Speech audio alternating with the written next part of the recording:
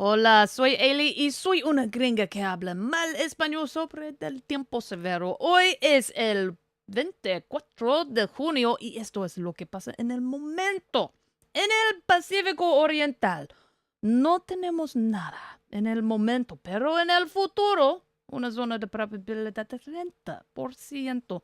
En los Estados Unidos tenemos una probabilidad de 15% de tormentas severas.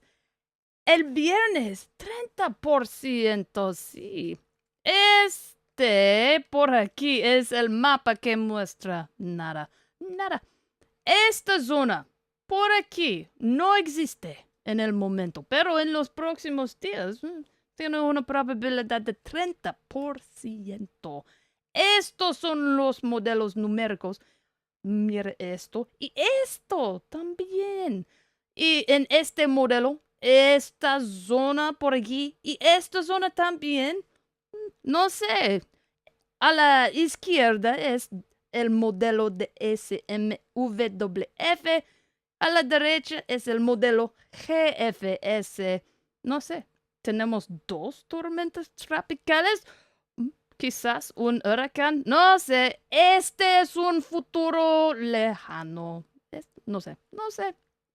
En el, en los Estados Unidos, este es el mapa que muestra la posibilidad de tormentas severas para los próximos días. Y este mapa muestra qué pasa en el momento. Tenemos 3 avisos por marinas especiales, no sé, y 16 avisos por tormentas severas en todas partes.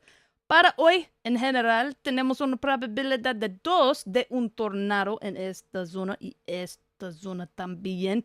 Tenemos una probabilidad de 15% de vientos severos y tenemos una probabilidad también en esta zona de granizos severos. Mañana tenemos una probabilidad de 15% en esta zona y 5% en esta gran zona. Esta gran zona, no sé. Y 5% por aquí. Y esto es todo para hoy, sí. Y hasta mañana.